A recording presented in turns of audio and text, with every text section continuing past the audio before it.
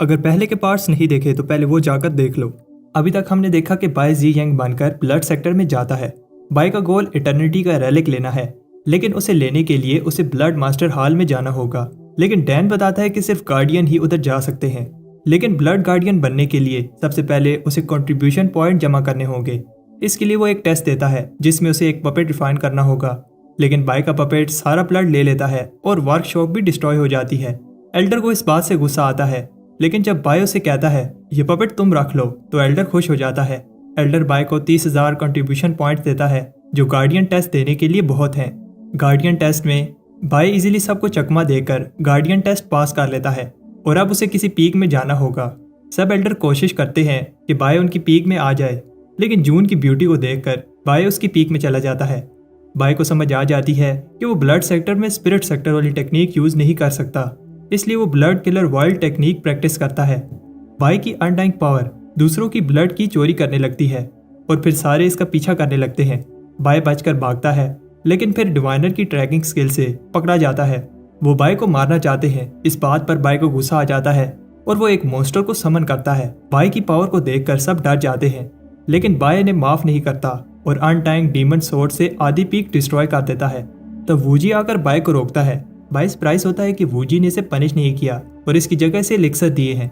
अब आगे अगले दिन सब जी यांग को देखकर डर रहे होते हैं और उसे डीमन ये कह रहे होते हैं, जो किसी की भी जान लेने से पहले सोचता तक नहीं। फाइट में बाय का घर डिस्ट्रॉय हो गया था, इसलिए वो नया घर देखने जाता है।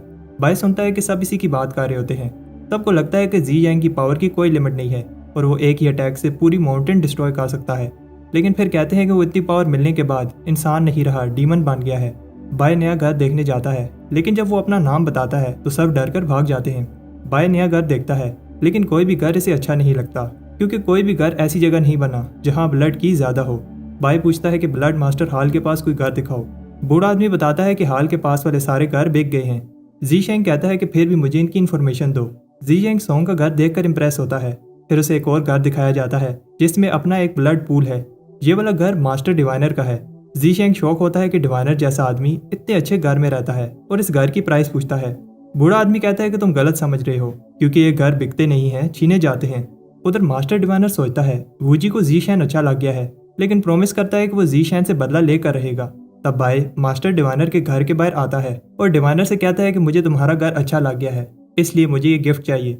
मास्टर डिवाइनर बाहर आने से मना कर देता है, लेकिन तब बाय धमकी देता है कि जो रैबिट ने सुमे वाली बात बताई थी वो सबको बता देगा।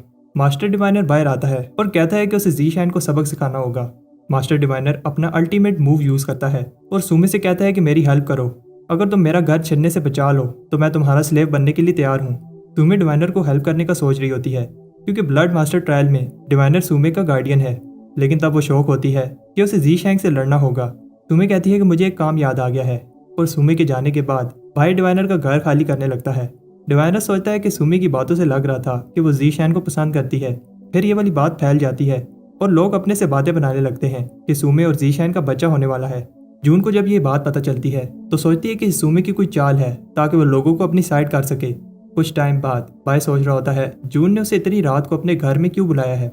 जून उसके पास आती है, लेकिन बाय उससे शर्मा रहा होता है। जून को लगता है कि वो इसलिए उसकी आंखों में नहीं देख रहा क्योंकि उसे सुमे अच्छी लगती है। बाय सोचता है अगर जून को लगा कि वो उसे धोखा दे सकता है तो उसका ब्लड सेक्टर में जिंदा रहना मुश्किल हो जाएगा। जी यंग बताता है कि मैंने बहुत सारे लोगों की जान ली है, लेकिन जब मैं तुम्हें देखता हूँ तो मुझे लगता है कि सिर्फ तुम ही हो जो मुझे एक डीमन बनने से बचा सकती है। जी शैन कहता है कि मैं तुम्हें अपनी सारी लाइफ प्रोटेक्ट करूंगा। जून से कभी किसी ने ऐसे बात नहीं की और उसे बिलीव नहीं हो रहा कि कोई इसकी इतनी केयर करता है। जी शैन को नहीं पता कि जून अब उसके बारे में क्या सोचती है, इसलिए उसे अभी भी लगता है कि जून एक ईवल लड़की है। लेकिन जून चाहती है कि जी शैन उसका पीस एडवोकेट बने। जून बताती है कि ब्लड और स्पिरिट सेक्टर लूशियन क्लैन वाली घटना के बाद एक दूसरे से और नफरत करने लगे हैं और अब ब्लड सेक्टर 2 हिस्सों में बढ़ गया है। एक ग्रुप वार करना चाहता है और दूसरा पीस चाहता है। वूजी और उसकी डॉटर सुमे वार करना चाहते हैं, लेकिन सॉन्ग फैमिली पीस चाहती है। जी शैन खुश होता है कि वो सही साइड पर है, लेकिन जून कहती है कि रेडी हो जाओ, तुम्हें 3 दिन में एक मिशन पर स्पिरिट सेक्टर भेजा जाएगा। तुम्हारा मेन गोल ये देखना है कि स्पिरिट सेक्टर का बाइक कितना पावरफुल है, और दूसरा गोल कुछ भी करके इस वार को होने से रोकना है। प्रॉब्लम यह है कि सारे ही लोअर सेक्टर्स मिड स्ट्रीम की खाली जगह पर जाना चाहते हैं। प्रोफाउंड स्ट्रीम सेक्टर इस रेस में सबसे आगे है और कुछ ही समय में पिल स्ट्रीम सेक्टर पर कब्जा कर लेगा। इससे प्रोफाउंड स्ट्रीम की पावर बढ़ जाएगी और फिर वो ब्लड स्ट्रीम पर अटैक कर सकता है।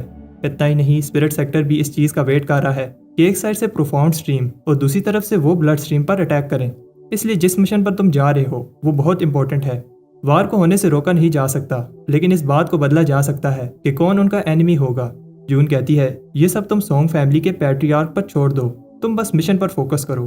कुछ टाइम बाद हम देखते हैं कि बाय ब्लड सेक्टर के कुछ लोगों के साथ एक शिप में स्पिरिट सेक्टर जा रहा होता है ताकि वार होने से रोक पाए। जून उन्हें मिशन पर जाने से पहले एक स्पीच देती है और बाय को समझ नहीं आ रही कि जून उसे बार बार क्यों देख रही है। तब सोंग फैमिली का पैट्रियार्क आता है, तब इसके सामने डर रहे होते हैं और बाय को लगता है कि ये वूजी से भी ज्यादा डेंजरस है। बाय सोचता है क्या उसके स्पिरिट सेक्टर के दोस्त उसे पहचान पाएंगे। डिवाइनर मेडिटेट करते हुए आवाजें निकाल रहा होता है।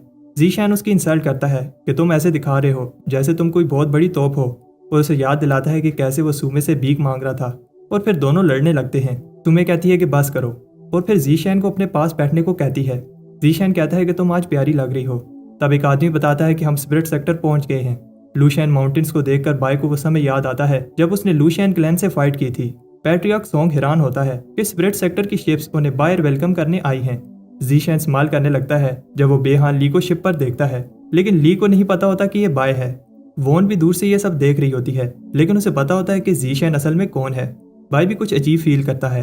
तब ब्लड स्ट्रीम सेक्टर की शिप को स्पिरिट सेक्टर की लहरें निगलने लगती हैं, लेकिन पैट्रियार्क सोंग अपनी पावर दिखाता है जिससे सारी लहरें शांत हो जाती हैं। पैट्रियार्क सोंग स्पिरिट सेक्टर के लिज्मो से मिलता है और फिर वो दोनों पहले स्पिरिट सेक्टर में जाते हैं। बाकी के ब्लड सेक्टर डिसाइपल्स को सूमे वेलकम करती है और इन्हें स्पिरिट सेक्टर का टूर करवाएगी। जून कहती है कि वो स्पिरिट सेक्टर को देखकर इंप्रेस हुई है क्योंकि स्पिरिट सेक्टर ने बहुत सारे पावरफुल डिसाइपल्स पैदा किए हैं, लेकिन जैंग और दूसरे स्पिरिट सेक्टर के डिसाइपल्स ब्लड सेक्टर को देखकर खुश नहीं होते। जी जैंग की स्टोरी स्पिरिट सेक्टर में भी पहुंच गई है, कैसे उसने अकेले ही आधी मिडल पीक डिस्ट्रॉय कर दी। बाय सोचता है कि मे कितनी क्यूट लग रही है, लेकिन मे डर जाती है क्योंकि बाय जी जैंग के रूप में उसे देख रहा होता है।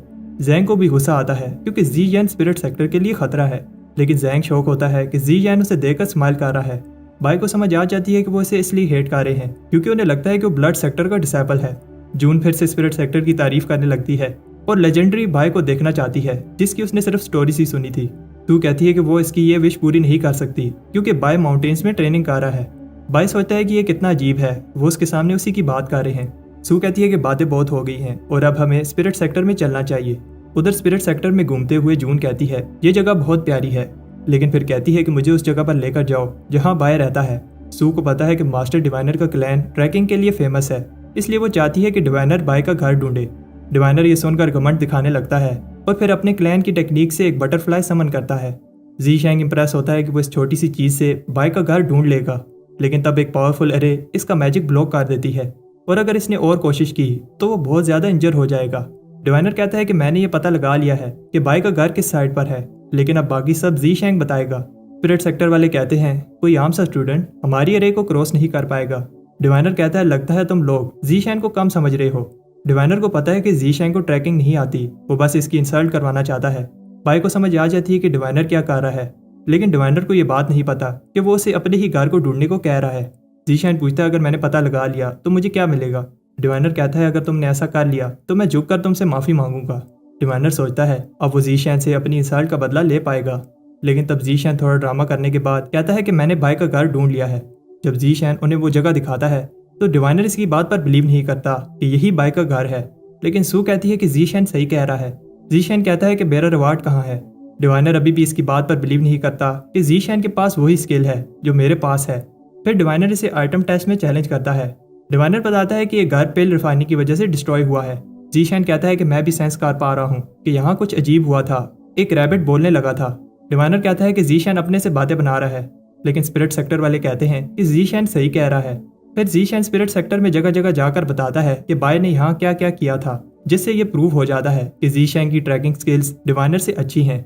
सब तब शौक होते हैं जब वो बताता है कि इस पेड़ को बनाने के लिए कितने प्लांट्स यूज हुए हैं। डिवाइनर कॉन्फिडेंट है कि जी शैन अगली चीज नहीं बता पाएगा, और अगर जी शैन ने यह बता दिया कि ये बिना सर वाला स्टैचू किसका है तो वो अपनी फैमिली का नेम चेंज करके जी शैन रख देगा। जी शैन कहता है कि यह जगह स्पेशल लग रही है, इसका मतलब ये आदमी फेमस होगा, और लगता है कि इस आदमी ने बहुत बार स्पिरिट सेक्टर को बचाने के लिए अपनी लाइफ सेक्रीफाइस की है। जी शैन कहता है कि उसे ब्लड सेक्टर का डिसेबल होते हुए ये बात करते हुए अच्छा तो नहीं लग रहा, लेकिन ये आदमी अपने सेक्टर के लिए कुछ भी करेगा, और फिर बताता है कि स्टैचू एल्डर बाय का है। सब हैरान होते हैं कि जी शैन बिना गलती किए सारी चीजें सही से बता रहा है। और डिवाइनर भी दुखी होता है कि जीशेन जैसा यंग लड़का मेरे इतने साल हार्ड ट्रेनिंग करने के बाद भी मेरे से आगे निकल गया। जून कहती है कि मैं मानती हूँ कि बाय स्पेशल है, लेकिन हमारे स्पिरिट सेक्टर का जी यंग उस जितना ही पावरफुल है। फिर दोनों सेक्टर्स के डिसाइपल्स चिल्लाने लगते हैं कि कौन ज्यादा पावरफुल है। जैंग इन्हें चुप कराता है। जैंग कहता है कि जी यंग चीजों के बारे में तो सही बता रहा है, क्या वो मेरे बारे में कुछ बता सकता है। डिवाइनर बताता है कि किसी ह्यूमन के बारे में बताना इम्पॉसिबल है और इस बात पर हंसने लगता है। जीशन कहता है कि अगर तुम्हें ऐसे लगता है तो फिर मैं नहीं बता रहा, लेकिन फिर वो दोनों कहते हैं नहीं, हम भी ये स्किल देखना चाहते हैं। जीशन बताता है कि जैंग अमीर है और सब इसकी रिस्पेक्ट करते हैं। जैंग इंप्रेस नहीं होता और कहता है ये तो कोई भी देखकर बता सकता है। जीशन कहता है कि मैंने तो अभी बताना शुरू ही किया है और कहता है कि अगली बात एक सीक्रेट है, इसलिए वो उसे कान में बताएगा। बाय वही डायलॉग बोलता है जिस दिन वो पहली बार फायर किचन में खाना चोरी कर रहे थे। जैंग ये बात सुनकर हिल जाता है और बाकी सब भी ये मान लेते हैं कि जीशन एक टैलेंटेड लड़का है। फिर सू उन्हें नॉर्दर्न बैंक लेकर जाती है, लेकिन वहाँ की एल्डर बोलती है आज नॉर्दर्न बैंक में कुछ काम चल रहा है, इसलिए वो इन्हें जाने नहीं दे सकती। एल्डर सोचती है कि बाय के जाने के बाद वो बीस्ट किंग को नॉर्दर्न बैंक में ले गए थे और वो नहीं चाहती कि ब्लड सेक्टर को बीस्ट किंग का पता चले। तब स्पिरिट बीस्ट को देखकर जून सोचती है अगर इनके नॉर्मल बीस्ट इतने पावरफुल हैं तो जो बीस्ट इन्होंने छुपा कर रखे हैं वो कितने पावरफुल होंगे। जून पूछती है क्या नॉर्दर्न बैंक मेहमानों को ऐसे ट्रीट करता है, लेकिन एल्डर कहती है तुम क्या सोचती हो, मुझे इससे फर्क नहीं पड़ता, और कहती है कि तुम लोगों को जाना चाहिए क्योंकि मैं इस बात की गारंटी नहीं दे सकती कि कोई बीस्ट तुम पर अटैक नहीं करेगा। डिवाइनर को समझ आ जाती है कि ये बुढ़िया हमें धमकी दे रही है, लेकिन बायो से कहता है कि खामोश रहो। जून कहती है तो फिर हमें चलना चाहिए, लेकिन सब रुक जाते हैं जब उन्हें दूर से एक आवाज आती है।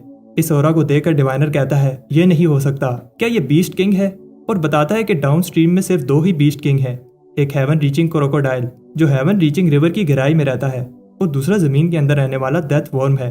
बाय आगे बढ़ता है और सोचता है कि उसने अपने अडॉप्टेड बेटे को काफी समय से नहीं देखा। एल्डर दर्ज जाती है जब टी डान आगे बढ़ता है, लेकिन टी डान बाय को पहचान लेता है। बाय उसे टेलीपैथी से बताता है कि वो उसके पास ना आए क्योंकि वो एक मिशन पर है। टी डान समझ जाता है और फिर वापस चला जाता है। जून कहती है कि स्पिरिट सेक्टर अपनी पावर्स को छुपाता है और फिर जी शैंग से कहती है कि बीस्ट किंग के बारे में बताओ। जी शैंग बताता है कि बीस्ट किंग बाय के हाथों में बड़ा हुआ है। डिवाइनर ये सुनकर डर जाता है कि बाय के पास हेवनली फाउंडेशन थी और अब बीस्ट किंग भी है। जून विश करती है कि बाय ब्लड स्ट्रीम सेक्टर के पास होता। दोनों सेक्टर के पैट्रियार्क वापस आते हैं। पैट्रियार्क सॉन्ग कहता है स्पिरिट सेक्टर को मेरी ऑफर के बारे में सोचना चाहिए। लिजुमो कहता है कि तुम्हारी कंडीशंस बहुत टफ हैं, इसलिए वो कोई भी एग्रीमेंट नहीं कर पाए। पैट्रियार्क सॉन्ग बताता है कि बहुत सारे स्पिरिट स्टोन्स और ट्रेयर वाली ऑफर बुरी नहीं है, और एक बार स्पिरिट सेक्टर मिडिल स्ट्रीम में पहुंच जाए तो वो स्पिरिट सेक्टर को सपोर्ट करेगा। स्पिरिट सेक्टर को बस 1000 साल के लिए खुद को अरे में सील करना है। लिजुमो कहता है ये तुम ऑफर दे रहे हो या फिर हमारी इंसल्ट कर रहे हो, इसलिए ऑफर नहीं मानता। फिर एक और स्पिरिट सेक्टर का पैट्रियार्क आकर कहता है मीटिंग खत्म हो चुकी है, स्पिरिट सेक्टर अटैक नहीं करेगा और ना ही किसी दूसरे डाउन स्ट्रीम सेक्टर का साथ देगा, लेकिन हम प्रिजन में नहीं रहेंगे। पैट्रियार्क सॉन्ग बताता है अगर दोनों सेक्टर लड़े तो स्पिरिट सेक्टर नहीं बचेगा। स्पिरिट सेक्टर का पैट्रियार्क कहता है अगर हम खुद को अरे में बंद कर देंगे तो वैसे ही कुछ ही सालों में स्पिरिट सेक्टर खत्म हो जाएगा। क्या तुम चाहते हो कि स्पिरिट सेक्टर के हजारों डिसाइपल्स ऐसे ही अपनी लाइफ सेक्रीफाइस कर दें? अगर वार हुई तो हम भी लड़ेंगे। सिचुएशन बहुत खराब हो जाती है और स्पिरिट सेक्टर के स्टूडेंट्स कह रहे होते हैं कि फाइट करो। पैट्रियार्क सॉन्ग शांत हो जाता है, लेकिन जाने से पहले कहता है कि उन्हें एक बार ठंडे दिमाग से उसकी ऑफर के बारे में सोचना चाहिए। ब्लड सेक्टर चला जाता है, लेकिन लिजुमो कहता है कि हमें पैट्रियार्क सॉन्ग को ऐसे जाने नहीं देना चाहिए। पैट्रियार्क सॉन्ग के बिना ब्लड सेक्टर की पावर कम हो जाएगी। उसे बताया जाता है कि पैट्रियार्क सॉन्ग की कल्टीवेशन बहुत ज्यादा है, अगर वो खुद आया है इसका मतलब वो पूरी तैयारी के साथ आया है। लिजुमो कहता है कि हमारे पास चांस है क्योंकि ब्लड सेक्टर ने पहले धमकी दी है। हंग कहता है कि हमें जल्दी नहीं करनी चाहिए क्योंकि छोटी सी गलती से सारा स्पिरिट सेक्टर खतरे में पड़ सकता है। उधर शिप पर जून जीशैन से कहती है कि तुम घबराओ नहीं, लेकिन तब एक डिसेबल किसी फोर्स की वजह से गिर जाता है। डिवाइनर कहता है कि पैट्रियार्क को प्रोटेक्ट करो। पैट्रियार्क सॉन्ग कहता है कि घबराओ नहीं, ये प्रोटेक्शन अरे की फोर्स थी। तब वूजी सामने आता है और इस बात से सरप्राइज होता है कि स्पिरिट सेक्टर ने अटैक नहीं किया। बाय भी सरप्राइज होता है क्योंकि उसे नहीं पता था कि ब्लड सेक्टर फाइट करने के लिए रेडी था। वूजी इस बात से खुश नहीं होता कि स्पिरिट सेक्टर हमारे जाल में नहीं फंसा। मिशन से वापस आने पर ये झूठी न्यूज फैल जाती है कि स्पिरिट सेक्टर ने हार मान ली है। जीशैन की डिटेक्शन स्किल से स्पिरिट सेक्टर इंप्रेस हुआ और जीशैन से डर कर बाय बाहर ही नहीं आया। बाय दुखी होता है कि दोनों सेक्टर्स कोई एग्रीमेंट नहीं कर पाए और सोचता है कि वो नहीं चाहता वार हो और उसे अपने दोस्तों की फिक्र हो रही होती है। जून कहती है कि बहुत जल्द पैट्रियार्क डिसीजन ले लेंगे। वूजी नहीं चाहता कि वो दोनों साइड से अटैक खाएं और इसी समय स्पिरिट सेक्टर पर अटैक करने का कहता है। पैट्रियार्क सॉन्ग को लगता है कि अभी भी सब सही हो सकता है। लेकिन वूजी कहता है कि तुम ब्लड सेक्टर के फ्यूचर के साथ खेल रहे हो। पैट्रिया खान साहब को शांत होने का कहता है। तब एक मैसेंजर आकर बताता है कि स्पिरिट सेक्टर ने अपनी अरे एक्टिवेट कर दी है, जिसका मतलब है कि वो वार के लिए रेडी है। आनियन कहता है कि पैट्रिया सॉन्ग ब्लड सेक्टर के लिए अच्छा ही सोच रहे हैं और वो इस बात से खुश है कि स्पिरिट सेक्टर ने लूशियन क्लैन वाली बात नहीं की। बाय को बताया जाता है कि लूशियन क्लैन वाली घटना के पीछे ब्लड सेक्टर नहीं था। बाय सोचता है कि फिर इसके पीछे कौन है। जून कहती है कि दोनों सेक्टर्स पहले से ही एक दूसरे के एनिमीज थे और अब कभी भी वार स्टार्ट हो सकती है। जून कॉन्फिडेंट है हम स्पिरिट सेक्टर को हरा लेंगे, लेकिन वार से हमारा भी लॉस होगा। वूजी अब और बात नहीं करना चाहता और एनिमी को खत्म करना चाहता है। वूजी मार्शल लॉ लगा देता है और सारे डिसाइपल्स को सेक्टर में वापस आने का ऑर्डर देता है ताकि वार की तैयारी कर सकें। उधर बाय ट्रेनिंग कर रहा होता है। उसे याद आता है कि जून ने कहा था तुम्हें हार्ड ट्रेनिंग करनी होगी ताकि वार में ब्लड सेक्टर की हेल्प कर सको। लेकिन बाय ये सोचकर घबरा रहा होता है कि स्पिरिट सेक्टर बहुत वीक है। बाय सोचता है कि उसे जून का ट्रस्ट जीतना होगा ताकि वो इटर्निटी का रैलिक लेकर स्पिरिट सेक्टर वापस जा पाए। बाय दिन रात ट्रेनिंग करता है और ऑटम, समर और फिर विंटर ऐसे कई सीजन्स गुजर जाते हैं। इतनी ट्रेनिंग के बाद अब बाय फाउंडेशन एस्टेब्लिशमेंट की मिडिल स्टेज पर पहुंचने वाला है और एक बार मिडिल स्टेज में जाने के बाद वो 10 गुना ज्यादा स्ट्रॉन्ग बन जाएगा। बहुत सारे समय बाद हम देखते हैं कि बाय थोड़ा बड़ा हो गया है और अपनी कल्टीवेशन खत्म करता है। फाउंडेशन एस्टेब्लिशमेंट की मिड स्टेज में पहुंचने के बाद ब्लड स्वॉर्ड बनाना ईजी हो गया है। बाय ने अपने 3 सीज को क्रिस्टलाइज कर लिया है और अब 3 बड़ी स्वॉर्ड्स को समन कर सकता है। बस थोड़ी सी और प्रैक्टिस और फिर वो तीनों स्वॉर्ड से एक साथ blood killer world technique use कर पाएगा। एक बार 9 सीज क्रिस्टलाइज हो जाएं तो वो 9 ब्लड स्वॉर्ड्स को समन कर पाएगा। बाय ने बहुत जल्दी फाउंडेशन एस्टेब्लिशमेंट की मिड स्टेज की है और सोचता है कि जब जून को पता चलेगा तो वो खुश होगी। बाय कहता है मैं अभी भी लोगों की नज़र में जी यांग हूँ जिसके पास मॉर्टल वेन फाउंडेशन एस्टेब्लिशमेंट है। इसका मतलब उसे ऐसे दिखाना होगा जैसे उसका एक ही सी क्रिस्टलाइज हुआ है। बाय कहता है कि अभी सही समय नहीं आया और अभी के लिए मुझे अपनी स्ट्रेंथ छुपानी होगी। जून जी यांग से पूछती है तुम उस जगह क्यों जाना चाहते हो जहां ब्लड सेक्टर की हिस्ट्री में सिर्फ एक ही आदमी कल्टीवेट कर पाया। जी शेंग को भी ये बात पता है, लेकिन वो फिर भी मेडिसिन कल्टीवेशन के रास्ते पर चलना चाहता है। जी शेंग कहता है कि मैं तुम्हारे लिए पेल ऑफ रूइन बनाना चाहता हूँ ताकि जो भी तुमने मेरे लिए किया उसका बदला चुका पाऊँ। जून जी शेंग की बातों से इंप्रेस हो जाती है। भाई कहता है कि मेरी एक और रिक्वेस्ट है। फिर हमें दिखाया जाता है कि जून बताती है कि सेक्रेट पिल ऑफ रूइन एक ऐसा सीक्रेट है जो हमारे एंसेस्टर्स ने छोड़ा है। तब मिडल पीक के 2 हाई लेवल कल्टीवेटर्स को देखकर घबरा रहे होते हैं और बाय इस बात पर खुश होता है कि वो जून का गार्डियन बना। सबको बताया जाता है कि ज़ीशेन पिल वाल के सीक्रेट को क्रैक करना चाहता है, इसलिए कोई भी इसे डिस्टर्ब ना करे। बाय सोचता है अगर सब चले गए तो उसका प्लान काम नहीं करेगा। जून उसे याद दिलाती है कि मैंने तुम्हें इसलिए गार्डियन बनाया क्योंकि तुम सबसे अलग हो। जून अरे बनाकर कहती है कि तुम ये कर सकते हो। सब ये देखकर जेलस होते हैं कि जून ज़ीशेन के लिए क्या कर रही है। बाय सोचता है कि मुझे जल्दी से ये करना होगा, इससे पहले सारे डिसाइपल्स चले जाएं। बाय सबको ऐसा दिखाना चाहता है कि उसने इस पिल वाल की हेल्प से पिल रिफाइनिंग सीखी है, क्योंकि अगर ऐसा ना किया तो सबको शक हो जाएगा कि उसे अचानक से पिल बनाने आ गई। बाय कुछ समय के लिए वाल के सामने मेडिटेट करता है, लेकिन कोई भी इस पर ध्यान नहीं दे रहा होता, इसलिए बाय कुछ और समय के लिए मेडिटेट करता है। कुछ टाइम बाद 2 लोग बात कर रहे होते हैं कि बाय 2 हफ्ते से वाल को स्टडी कर रहा है। उन्हें नहीं लगता कि ज़ीशेन ये कर पाएगा, क्योंकि 10,000 साल में एक ही ब्लड बीइंग ऐसा कर पाया था।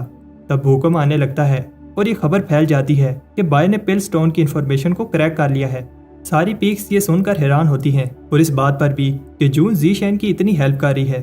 सोंग इस बात से खुश नहीं होता कि जून ज़ीशेन की हेल्प कर रही है और उसे बिलीव नहीं हो रहा कि जून उस पर ट्रस्ट करने लगी है। तब एक आदमी आकर बताता है कि ज़ीशेन को कुछ हो रहा है। उधर हम देखते हैं कि बहुत सारे लोग ज़ीशेन को देखने आए हैं जो हवा में उड़ रहा होता है। सबको लगता है कि ज़ीशेन ने पिल स्टोन को क्रैक कर लिया है। इसका मतलब ज़ीशेन वो दूसरा बंदा होगा जो 10,000 साल में ऐसा कर पाया है। बाय सोचता है कि उसने बहुत ज्यादा स्पिरिचुअल एनर्जी यूज कर ली है और अब समय है एक धमाकेदार शो का। तब बाय को उस पत्थर में कोई चीज चमकते हुए दिखती है। बाय शॉक होता है जब वो पिल वाल के अंदर चला जाता है। अंदर बाय देखता है कि एक कॉल्ड्रन और एक बूढ़ा आदमी जो पिल रिफाइन कर रहा है। बूढ़ा आदमी पिल रिफाइन करने के लिए एक टेक्निक यूज करता है। बाय उसकी टेक्निक से इंप्रेस होता है। बाहर सब लोग कहते हैं कि ज़ीशेन कई घंटों से ऐसे ही खड़ा है। अब उन्हें लगने लगा है कि बाय फेल हो गया है क्योंकि वाल में कुछ होते हुए नजर नहीं आ रहा। तब जून भी वहां आती है। जून को समझ आ जाती है कि बाय मेडिटेटिव स्टेट में चला गया है। तब पिल वाल में कुछ होने लगता है। अंदर बाय उस बूढ़े आदमी के मूव कॉपी कर रहा होता है।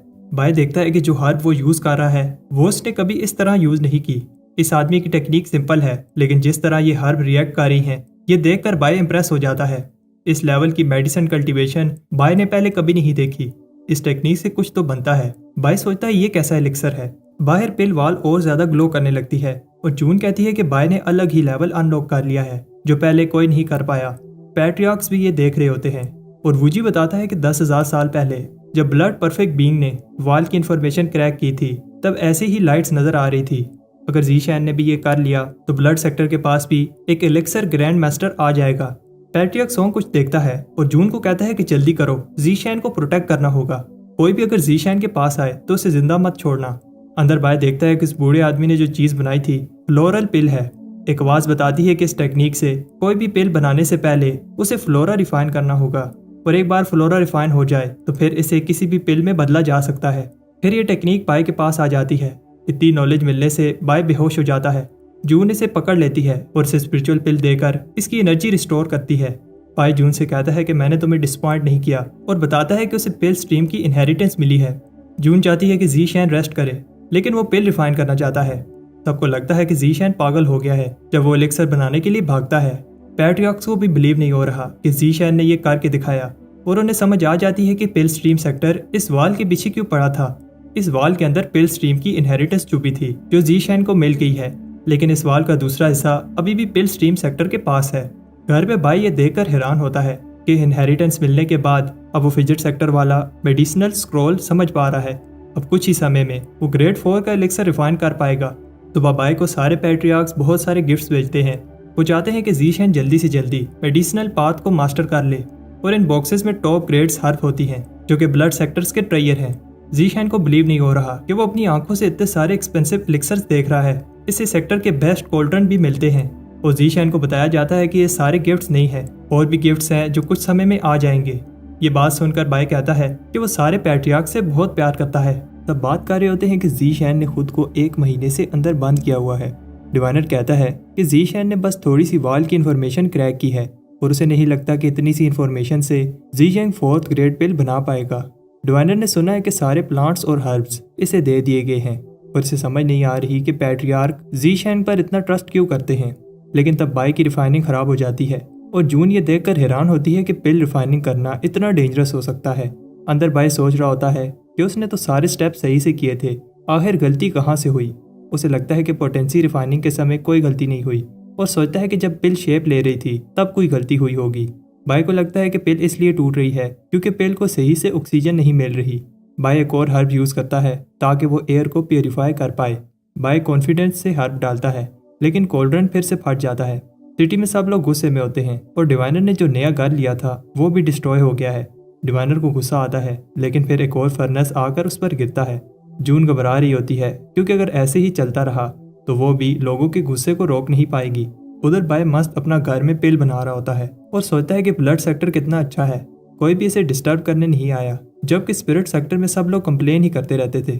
बाय कॉन्फिडेंट है कि इस बार की रिफाइनिंग से 4th ग्रेड एलिक्सर बन जाएगा, लेकिन वो गलत होता है। कोल्ड्रन फिर से फट जाता है और इसी तरह बार बार कोल्ड्रन फटने से सिटी डिस्ट्रॉय हो रहा होता है। उधर सॉन्ग की कल्टीवेशन भी खराब हो जाती है और सॉन्ग कहता है कि अब बस बहुत हुआ। वूजी कहता है कि ये ज्यादा नहीं हो गया। पैट्रियर्क सॉन्ग कहता है कि एक ब्लड सेक्टर डिसाइपल को ऐसे ही हार्ड वर्किंग होना चाहिए। जब और कोई एलिक्सर रिफाइन करता है तो ऐसे जैसे गुनगुना पानी हो, लेकिन जब जीशैन रिफाइनिंग करता है तो बिजली गिरने लगती है। पैट्रियर्क जून को थैंक्स कहता है कि उसने एक हीरा चुना है। बाई कहता है कि इस बार कोई चांस लग रहा है कि एलिक्सर बन जाएगा, लेकिन तब सॉन्ग उस पर अटैक कर देता है। बाई अटैक को डॉज करता है और साथ में कोल्ड्रन को भी प्रोटेक्ट कर रहा होता है। सॉन्ग जीशैन को बोलने भी नहीं देता और एक के बाद एक अटैक करता है। जीशैंग पैट्रियार्क का एलिक्सर प्रोटेक्ट करने की कोशिश करता है। ये देखकर सॉन्ग भी अब कोल्ड्रन को डिस्ट्रॉय करना चाहता है। जीशैंग इसे प्रोटेक्ट तो कर लेता है लेकिन कोल्ड्रन का टेम्परेचर गिरने लगता है। जीशैंग कहता है कि अगर सॉन्ग रुका नहीं तो वो अपनी पावर को कंट्रोल नहीं करेगा। सॉन्ग चांस देकर कोल्ड्रन को क्रैक कर देता है जो फटने लगता है, लेकिन तब जीशैंग वो सॉन्ग पर फेंक देता है। तब बाई को समझ आ जाती है कि वो क्या गलती कर रहा था। एयर की प्यूरिफिकेशन प्रॉब्लम नहीं है, उसे बस आहिस्ता आहिस्ता एयर को बाहर निकालना है। जीशैंग सॉन्ग को हेल्प करने के लिए थैंक्स कहता है, लेकिन सॉन्ग गुस्से में होता है। तब सॉन्ग के अटैक को जून आकर रोकती है और कहती है कि अगर सॉन्ग को जीशैन से लड़ना है तो उसे मुझसे पहले लड़ना होगा। सॉन्ग को बिलीव नहीं हो रहा कि उसकी सिस्टर उसे प्रोटेक्ट कर रही है जो ब्लड सेक्टर को डिस्ट्रॉय करने में लगा है। जून कहती है कि जीशैन ये जानबूझकर नहीं कर रहा। इसी प्रोसेस से सारे मेडिसिन कल्टीवेटर गुजर कर मास्टर बनते हैं। बाय खुश होता है जब जून बताती है कि पैट्रियार्क को भी लगता है कि इसी तरह बाय सीखेगा। सोंग जाने से पहले कहता है कि तुम सब ज़ीशैंग पर अंधा ट्रस्ट कर रहे हो। ज़ीशैंग बताता है कि इसमें मेरी गलती नहीं है। जून बताती है कि पैट्रियार्क ज्यादा समय के लिए चुप नहीं रहेंगे, इसलिए उसे जल्दी से जल्दी 4th ग्रेड एलिक्सर बनाना होगा। कुछ टाइम बाद बाय पेल रिफाइन कर रहा होता है और कुछ लोग खुश होते हैं कि खुशबू वाली बारिश हो रही है, लेकिन इस रेन की वजह से इनकी बॉडी चेंज होने लगती है और सबका पेट खराब हो जाता है। मिडल पीक के सारे टॉयलेट्स डिस्ट्रॉय हो चुके थे, सिर्फ सोंग के घर वाला टॉयलेट ही बचा है, लेकिन सोंग का पेट भी खराब होता है। जून ज़ीशैन को बताती है कि पैट्रियार्क ने जितना समय दिया था वो खत्म होने वाला है। जितना ज़ीशैन ने सेक्टर को डैमेज किया है, अगर वो पिल ना बना पाया तो उसे पनिशमेंट मिलेगी।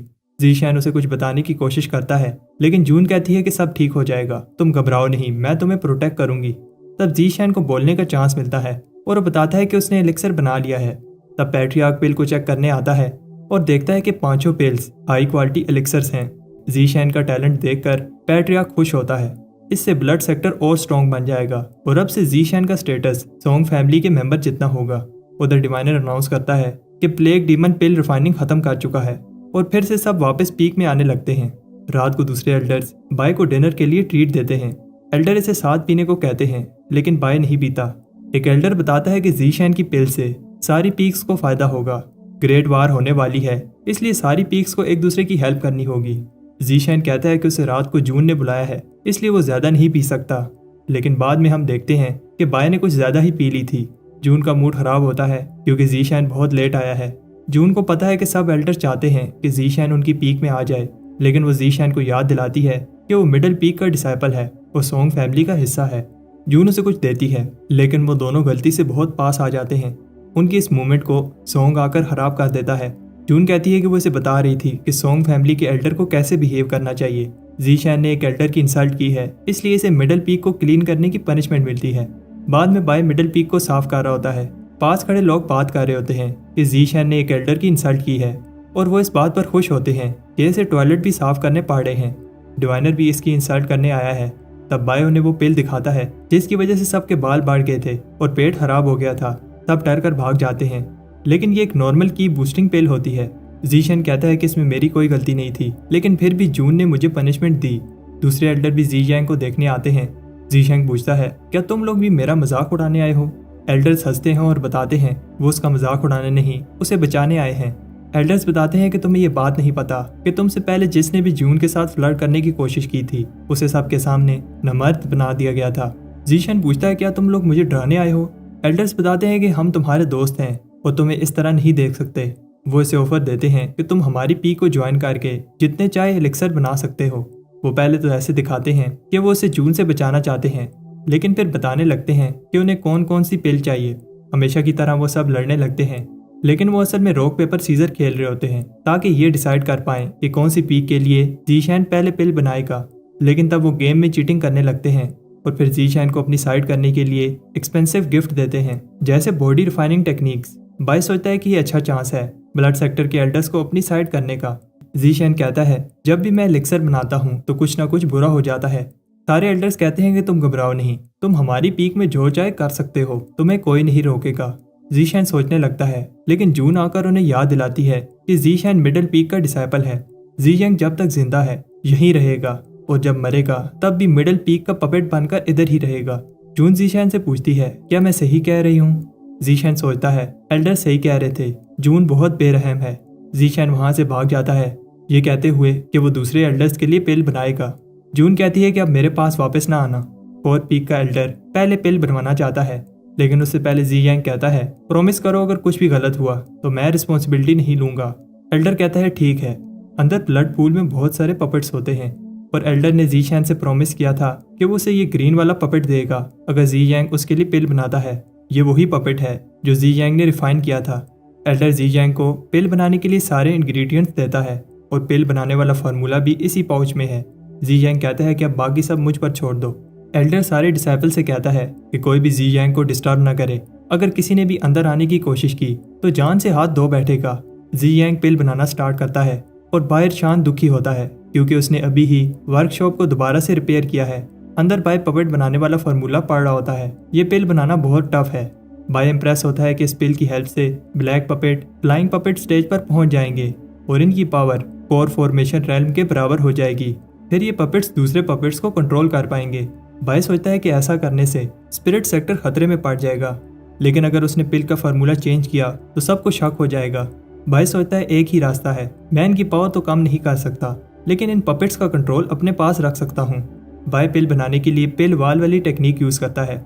इस पिल को बनाने के लिए बाय ग्रीन पपेट को कोल्ड्रन की तरह यूज करेगा। पहला स्टेप तो इजी है, लेकिन छोटी सी गलती से सब खराब हो सकता है। बाय पपेट को क्रैक करने के बाद पिल को ग्रीन वाले पपेट के अंदर डाल देता है। शान कहता है कि ये कैसी आवाज थी, और फिर उसे समझ आ जाती है कि ज़ीशेंग फिर से वर्कशॉप को डिस्ट्रॉय कर रहा है। अंदर बाय देखता है कि कुछ गड़बड़ है। उसे समझ आ जाती है कि ब्लड लिक्विड के अंदर इम्प्योरिटीज हैं। बाय पहली रिफाइनिंग के लास्ट स्टेप पर है, इसलिए उसे जल्दी ही ब्लड को क्लीन करना होगा। बाय सही समय पर ब्लड को प्योरीफाई करके पपेट को एक बार रिफाइन कर लेता है, लेकिन तब सारी इम्प्योरिटीज ब्लैक स्मोक की शक्ल में हवा में फैल जाती हैं। बाय जो भी स्मोक में सांस लेता है उसे वो चीजें नजर आने लगती हैं जो रियल में नहीं होती। शान देखता है कि स्मोक की वजह से ऐसा लग रहा है ये लोग दिन में सपने देख रहे हैं। मुझे ग्रैंड एल्डर को रिपोर्ट करना होगा। शान कहता है कि एल्डर आप देख रहे हैं ज़ीशेंग क्या कह रहा है, लेकिन ब्लैक स्मोक की वजह से शान को एल्डर नजर आ रहा होता है जो कि असल में वहां नहीं होता। बाद में एल्डर आता है, लेकिन उसे भी बिलीव नहीं होता ये सब ज़ीशेंग की पिल की वजह से हो रहा है। एल्डर कहता है ये इतना भी बुरा नहीं है, इससे कोई चीज डिस्ट्रॉय तो नहीं हो रही। तब एल्डर भी उस स्मोक में सांस लेता है। जब दूसरे एल्डर्स को ये न्यूज मिलती है तो वो कहते हैं कि उन्होंने सोचा नहीं था ज़ीशेंग की रिफाइनिंग इतनी डेंजरस होगी। मिडल पीक में जून कहती है कि ज़ीशेंग ने मुझे कभी नहीं समझा। जून ने उसका हर कदम पर साथ दिया, लेकिन कामयाबी ज़ीशेंग के सर पर चढ़ गई। अब जून को लगने लगा है कि मैंने उसकी केयर करके गलती की, और उसके लिए इतना सब करने के बाद भी वो दूसरों के साथ मिल गया है। जून विश करती है कि वो कभी वापस ना आए और कहती है कि मुझे ज़ीशेंग की जरूरत नहीं है। उधर बाय अब सबसे टफ स्टेप पर है। पपेट पर ब्लड रिवीजन टेक्निक यूज करनी होगी, जिसकी हेल्प से वो ब्लड पपेट पिल को 2 हिस्सों में बांटकर प्राइमरी और सेकेंडरी 2 पिल बना पाएगा। ये थोड़ा टफ होता है, लेकिन बाय ये कर लेता है। वो एल्डर को सिर्फ सेकेंडरी पिल देगा और प्राइमरी पिल अपने पास ही रखेगा। बाय एल्डर को बताने जाता है कि उसने पिल बना ली है, लेकिन वो ये देखकर शौक होता है कि सब अजीब बिहेव कर रहे हैं। बाय शान को जोर से चांटा मारता है। शान पूछता है मैं कहाँ हूँ, क्या मैं मर गया हूँ, और क्या ये नर्क है।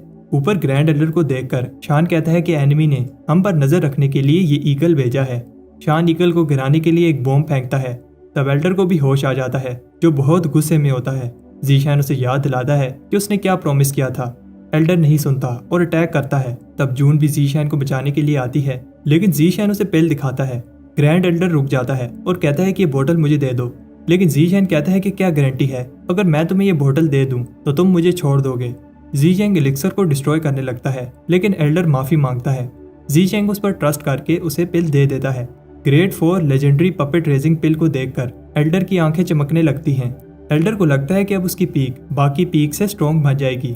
बाय सोचता है कि एक बार एल्डर सेकेंडरी पिल यूज कर ले, फिर मैं प्राइमरी पिल खा लूंगा, जिससे सारे पपेट्स मेरा ऑर्डर मानने लगेंगे। बाय देखता है कि जून उसे बचाने आई थी। कुछ टाइम बाद ज़ीशेंग मिडिल पीक पे वापस आता है और जून चाहती है कि ज़ीशेंग अपनी गलती माने। ज़ीशेंग माफी नहीं मांगता और उसे एक एलिक्सर देता है। जून कहती है कि तुम समझ नहीं रहे और गुस्से में एलिक्सर वापस कर देती है। ज़ीशेंग कहता है कि ये कोई आम पिल नहीं है। जून कहती है अगर ये ग्रेड 10 की भी पिल हो तब भी मैं नहीं लूंगी। तब वो दोनों लड़ने लगते हैं और जून कहती है कि इस बार वो इसकी चिकनी चुपड़ी बातों में नहीं आएगी। ज़ीशेंग ने दूसरे एल्डर के पास जाकर उसकी इंसल्ट की है और इस बार वो उसे माफ नहीं करेगी। लेकिन तब बोतल टूट जाती है, जिसकी वजह से एलिक्सर बाहर आ जाता है। जून स्पिरिचुअल फ्रेग्रेंस पिल को देखकर शॉक होती है। ज़ीशेंग कहता है कि ग्रेड 4 की पिल मैंने तुम्हारे लिए बनाई है, और जून को बताता है कि उसके पास ये पिल बनाने के लिए इंग्रेडिएंट्स खत्म हो गए थे, इसलिए वो कोर पीक गया था। उसने इतना सब इसलिए किया क्योंकि वो जून की केयर करता है। ज़ीशेंग कहता है कि अब से जून उसकी ग्रैंड एल्डर है और वो बस उसका एक डिसाइपल ज़ीशेंग है। जून उसे जाने से रोकती है, लेकिन उससे कुछ नहीं कह पाती और ज़ीशेंग इसे गुड बाय कहकर चला जाता है। जून के साथ रिलेशनशिप खत्म करने के बाद घर पे बाय सोच रहा होता है कि आधा दिन बीत गया है, लेकिन जून अभी तक मुझे देखने नहीं आई। तब जून बाहर आती है। जून उससे एक एल्डर की तरह बात करती है। जून बताती है जो पिल ज़ीशेंग ने उसे दी थी खराब थी, इसलिए उसने वो फेंक दी। जून चाहती है कि ज़ीशेंग उसके लिए एक और चार्मिंग फ्रेग्रेंस पिल बनाए। बाय को बिलीव नहीं होता कि जून ने वो पिल फेंक दी जो उसने बड़ी मेहनत के साथ बनाई थी, लेकिन तब वो खुशबू को सूंघकर समझ जाता है कि जून ने पिल खा ली थी। बाय खुश होता है, इसका मतलब जून वाली प्रॉब्लम सॉल्व हो गई है। तब बायर उसे कोई बताता है कि लेसर पी के मार्शल एल्डर ने उसे इनविटेशन भेजी है। उधर जी जैंग को एल्डर बताता है कि वार होने वाली है, इसलिए हमें उसके लिए तैयारी करनी होगी। एल्डर बाय से रिक्वेस्ट करता है कि वो उसे ब्लड बॉडी पेल बनाकर दे, जिससे सारे डिसेबल्स की कल्टीवेशन बढ़ जाएगी। प्रॉब्लम यह है कि उसे एक नहीं 100 पिल्स चाहिए। जी जैंग रिक्वेस्ट सुनकर शौक होता है। तब एल्डर बताता है कि उसके पास बॉइल्ड कोल्ड्रन है। ये कोल्ड्रन स्पेशल है क्योंकि ये हाई प्रेशर सह सकता है। कोल्ड्रन देखकर बाय पेल बनाने के लिए मान जाता है। बाद में बाय पेल बना रहा होता है, तब वाल पर 10 एलिफेंट्स को देखकर शौक होता है। इसका मतलब इस वाल के अंदर बॉडी रिफाइनिंग टेक्निक्स छुपी हैं। ऐसा कहा जाता है कि ब्लड सेक्टर की टेक्निक्स जायंट के हैंड पर रिसर्च करने से बनी है। बाय बताता है कि कैसे उसकी और जायंट की दोनों की फाउंडेशन सेम है। बाय इस सेक्टर में अपनी अनडाइंग पावर के साथ साथ मेडिसिन कल्टीवेशन भी इंक्रीज कर पाएगा। बाय सोचता है क्या ये कोल्ड्रन सच में फटेगा नहीं। इस चीज को टेस्ट करने के लिए बाय 10 गुना स्ट्रॉन्ग एलिक्सर बनाने की ट्राई करता है। बाय इंप्रेस होता है जब कोल्ड्रन को कुछ नहीं होता। बाय खुश होता है कि अब वो अपनी पूरी पावर से रिफाइनिंग कर पाएगा। तब बाय साथ साथ अपनी बॉडी रिफाइनिंग टेक्निक की हेल्प से कोल्ड्रन से की एब्जॉर्ब कर रहा होता है। बाय बताता है कि अनडाइंग बॉडी की पावर से वो अपने जैसे दूसरे कल्टीवेटर्स जो कि सेम लेवल पर हैं उनसे कई गुना ज्यादा पावर बाहर निकाल सकता है। यह टेक्निक बहुत पेनफुल है, लेकिन इससे कल्टीवेशन लेवल भी तेजी से इंक्रीज होता है। बाय अपनी कल्टीवेशन इंक्रीज कर लेता है और कोल्ड्रन को देखकर लगता है कि वो फटने वाला है। बाय को पता है कि अगर इतना बड़ा कोल्ड्रन फटा तो उसकी जान भी जा सकती है। बायर एल्डर बाय से पूछता है, पिल बना ली? जीशैन कहता है कि रिफाइनिंग खत्म हो गई है, बस कोल्ड्रन में पिल्स पक रही हैं। बाय बताता है कि वो दूसरे एल्डर्स के लिए पिल रिफाइन करने जा रहा है, लेकिन एल्डर घबरा रहा होता है क्योंकि मौसम खराब हो रहा है। बाय कहता है कि मैंने तुम्हें पहले ही कहा था, कुछ भी हो इसके लिए मैं रिस्पॉन्सिबल नहीं हूँ और किसी को भी अंदर जाने मत देना। उधर नेमलेस पीक के डिसेबल्स पहले ही जाने लगते हैं जब उन्हें पता चलता है कि डीमन ही पिल रिफाइन करने आया है। एल्डर कहता है कि तुम घबराओ नहीं, तुम बस अनडाइंग ब्लड पिल बनाओ। एल्डर बताता है कि अनडाइंग ब्लड पिल आखिरी बार परफेक्ट ब्लड बीइंग ने कई हजार साल पहले बनाई थी। प्रॉब्लम यह है कि जो फार्मूले वाला स्क्रोल उसने छोड़ा था वो डैमेज हो गया है। इसकी वजह से अभी तक वो पिल कोई भी रिफाइन नहीं कर पाया। जी एंग कहता है कि अगर फार्मूला कंप्लीट नहीं है तो मैं भी नहीं, लेकिन इससे पहले वो कुछ और कहता। एल्डर उसे नेमलेस पीक का डीमन दिखाता है। एल्डर बताता है कि घबराओ नहीं, मुझे पता है कि तुम पिल बना लोगे। उधर जून पैट्रियार्क को बताती है कि नेमलेस पीक वाला डीमन बहुत डेंजरस है और एल्डर ऐसे कैसे उस डीमन से जी जैंग को डरा सकता है। पैट्रियार्क कहता है कि जी जैंग मिडल पीक का लॉयल डिसेबल है, लेकिन ब्लड मास्टर ट्रायल होने वाला है, इसलिए मैं अभी कुछ भी नहीं कर सकता। जून कहती है कि जी जैंग ट्रायल में मिडल पीक को रिप्रेजेंट कर रहा है और पैट्रियार्क को कहती है कि उसे प्रोटेक्ट करे। एल्डर पूछता है क्या वो तुम्हारे लिए इतना इंपॉर्टेंट है और जून को जाने को कहता है। एल्डर को बिलीव नहीं हो रहा कि जून भी किसी आदमी की केयर करती है। उधर नेमलेस पीक पर एल्डर को पता है कि बाय दूसरी पीक्स के लिए पिल बनाकर आया है। एल्डर उसे अंदर भेजने से पहले जी जैंग को गुड लक कहता है। एल्डर गार्ड से कहता है कि जी जैंग को प्रोटेक्ट करना, लेकिन जी जैंग कहता है कि एल्डर को लगता है कि मैं भाग जाऊंगा। जी जैंग को समझ आ जाती है कि उसे ये एलिक्सर कुछ भी करके बनाना होगा। जी जैंग कहता है कि इस बार मैं कोशिश करूंगा कि पिल रिफाइनिंग से लोगों के साथ बुरी चीजें ना हो। अनडाइंग ब्लड पिल को बनाने के लिए 97 हर्ब्स लगेंगी। इतनी सारी हर्ब्स को मैनेज करना टफ होगा। बाय पहली ट्राई में फेल हो जाता है और इस बात से दुखी होता है कि उसने इतने एक्सपेंसिव हर्ब्स वेस्ट कर दिए। लेकिन तब कोई चीज पिल को चुरा लेती है। बाय देखता है ये छोटे काले मॉन्स्टर्स हैं, ये डिमोनिक क्रीचर्स इम्प्योर एनर्जी से बने हैं।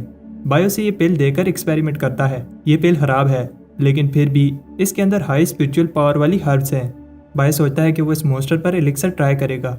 एल्डर ने बताया था कि डीमन अपने मास्टर के साथ भी लॉयल नहीं होते और बाय शॉक होता है जब वो डीमन इस पर अटैक कर देता है। एल्डर ने बताया था कि डीमन को कंट्रोल करने के लिए उसे पहले अच्छे से इसे टेम करना होगा, जो कि बहुत टफ काम है। बाय अपने ब्लड की हेल्प से इसे टेम करता है और इसका नाम हे रख देता है। बाय हे से कहता है अगर तुमने शैतानी की तो तुम्हें पनिशमेंट मिलेगी। कुछ टाइम बाद बाय कहता है कि वो बहुत बार फेल हो चुका है। ये 5th ग्रेड पिल दूसरी ग्रेड 4 पिल से बनाना ज्यादा मुश्किल है। बाय को समझ नहीं आ रही कि वो क्या गलती कर रहा है। तब उसे एल्डर की बात याद आती है जिसने आखिरी बार पिल बनाई थी। उस ब्लड बीइंग ने भी पिल वाल को क्रैक किया था। इसका मतलब पिल वाल की इंफॉर्मेशन से उसे पिल बनाने में हेल्प हो सकती है। बाय जब ये आइडिया ट्राई करता है तो उसे समझ आ जाती है वो क्या गलती कर रहा था। ये टेक्निक सिंपल है और पावरफुल है।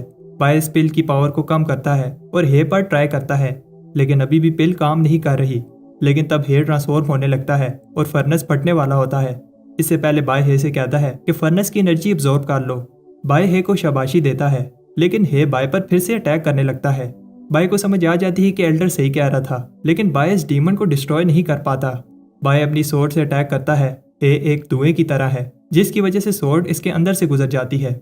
बाय फिर भी इसे सोर्ड से मारने की कोशिश करता है। बाय कहता है कि वो इसे बताएगा एक मास्टर और एक सर्वेंट में कितना डिफरेंस होता है। बाय उस पर अनडाइंग सोर्ड से अटैक करता है लेकिन अचानक रुक जाता है। हे को समझ आ जाती है और वो माफी मांगता है। एल्डर को बताया जाता है कि ज़ीशैन की कोई न्यूज नहीं है और सारे गार्ड्स बेहोश पड़े थे। जब एल्डर चेक करने जाता है तो वो एक डीमन को बाहर आता देखकर डर जाते हैं। अंदर उन्हें एक बॉक्स मिलता है जिस पर ज़ीशैन ने एक नोट छोड़ा है कि वो जल्दी में था लेकिन उसने पिल बना ली है। एल्डर पिल को देखकर इम्प्रेस होता है।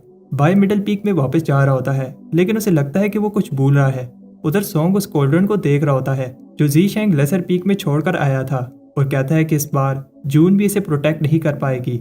उधर जून को ज़ीशैन की फिक्र हो रही होती है और तब ज़ीशैन वापस आ जाता है। जून पूछती है कि वो इतनी जल्दी कैसे आ गया। ज़ीशैन कहता है कि मिडल पीक उसका घर है और वो अपने घर से ज्यादा समय के लिए दूर नहीं रह सकता। ज़ीशैन पूछता है क्या तुम मेरा वेट कर रही थी। जून कहती है कि ऐसा कुछ नहीं है।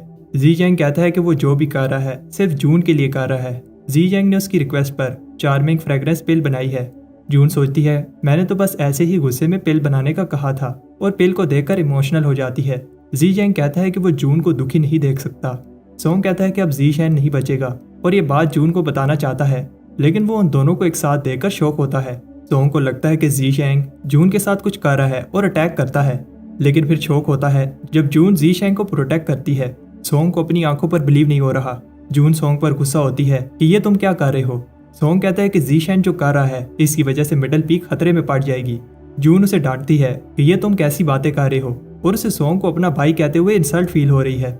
जून ज़ीशैन का साथ देती है और बताती है कि ज़ीशैन जो भी कर रहा है सोंग फैमिली को स्ट्रॉन्ग बनाने के लिए कर रहा है। सोंग सरप्राइज होता है जब ज़ीशैन सोंग की पनिशमेंट रोकता है। जून कहती है कि तुम ज़ीशैन को कभी समझ ही नहीं पाए।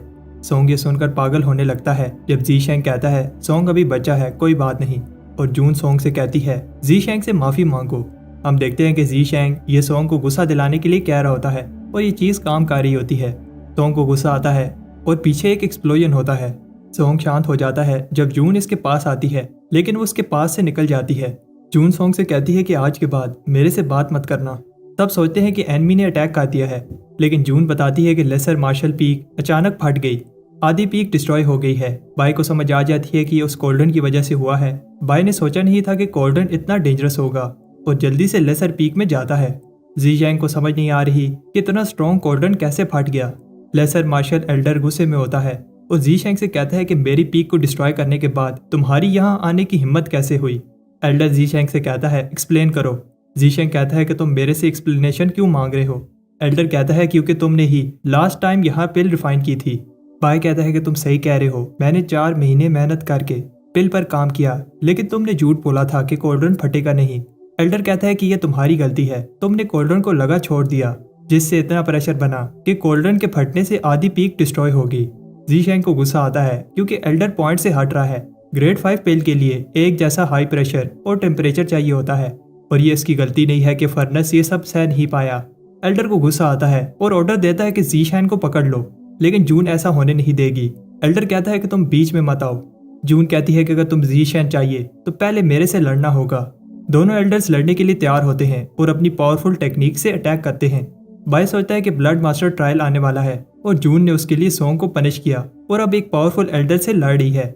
ये दोनों पीक लेट फाउंडेशन एस्टेब्लिशमेंट पर हैं और अगर ऐसे ही चलता रहा तो दोनों इंजर हो जाएंगे। तब दूसरे एल्डर्स आकर फाइट को रोकते हैं और कहते हैं कि पिल बनाने से पहले इस चीज का रिस्क था कि कुछ ऐसा हो सकता है। एल्डर ज़ीशैन की साइड लेते हैं। तब बाय को किसी चीज की खुशबू आती है। बाय बताता है कि ये मेडिसिनल सेंट उस एलिक्सर का है जो मैं बना रहा था। लेसर पीक का एल्डर कहता है कि बस करो, ड्रामा बंद करो और दूसरे एल्डर्स भी सोचते हैं कि ज़ीशैन फेल होने की वजह से पागल हो गया है। जून ज़ीशैन से कहती है खुद को संभालो, इसमें तुम्हारी गलती नहीं है। लेकिन तब सब एक रेनबो लाइट को देखकर शॉक होते हैं। ये एक ग्रेड 5 का एलिक्सर होता है। सबको पता है कि ये एलिक्सर एक ट्रेयर है जिसकी कोई वैल्यू नहीं लगा सकता। जून ने अपनी लाइफ में पहली बार ग्रेड 5 का एलिक्सर देखा है। पिल स्ट्रीम सेक्टर में भी सिर्फ एक ही मास्टर है जो ग्रेड 5 का एलिक्सर बना सकता है। तब एल्डर बाय पर झपटने लगते हैं और इसे कहते हैं ये पिल मुझे सेल कर दो। लेसर मार्शल एल्डर कहता है ये पिल मुझे मिलनी चाहिए और ज़ीशैन से माफी मांगता है और बताता है कि मैं तो मजाक कर रहा था। ज़ीशैन बताता है कि कैसे ये जोक बहुत डेंजरस था। एल्डर 3 गुना पैसे देने के लिए तैयार है लेकिन ज़ीशैन नहीं मानता। फिर एल्डर कहता है तुम ही बताओ तुम क्या चाहते हो। जून कहती है कि ये पिल और जी यंग दोनों मिडिल पीक के हैं। एल्डर्स को ये बात अच्छी नहीं लगती क्योंकि मिडिल पीक सारा प्रॉफिट लेकर जा रहा है। जी यंग कहता है कि पिल मैंने बनाई है, इसलिए जिसको चाहिए मेरे से आकर बात करो। तब पैट्रियर्क सॉन्ग आता है और बताता है कि जैसा एग्रीमेंट हुआ था ये पिल लेसर पीक की है। जी यंग ने ग्रेड 5 की पिल बनाई है जो कि बहुत बड़ी बात है, इसलिए इसे मिडिल पीक का ब्लड एल्डर बना दिया जाता है। जून बताती है कि blood Elder rank grand Elder rank से एक रैंक नीचे है। पैट्रियर्क ऑर्डर देता है कि लेसर पीक जी यंग के लिए ब्लड बैटल रोब बनाएगी। जून बताती है कि ब्लड बैटल रोब इतनी एक्सपेंसिव है कि इतने पैसों में आधी लेसर पीक खरीद सकते हो। पैट्रियर्क 3 बातें अनाउंस करता है। पहली बात, 7 दिनों में सारी पीक्स अपनी ब्लड की ऑफर करेंगी ताकि ब्लड इनहेरिटेंस को एक्टिवेट किया जा सके। दूसरी, 1 महीने में ब्लड मास्टर ट्रायल होगा जिससे पहले इनहेरिटेंस कंप्लीट हो जानी चाहिए। तीसरी बात, वार होने वाली है, इसलिए आज से कोई भी ब्लड सेक्टर मेंबर एक दूसरे से लड़ेगा नहीं और सब चिल्लाते हैं कि हम स्पिरिट सेक्टर को डिस्ट्रॉय कर देंगे। और यहाँ सीजन 1 एंड हो जाता है, लेकिन घबराओ नहीं, सीजन 2 भी है, इसलिए चैनल को सब्सक्राइब करके बेल नोटिफिकेशन दबा दो ताकि जब मैं नेक्स्ट पार्ट डालूं तो नोटिफिकेशन मिल पाए।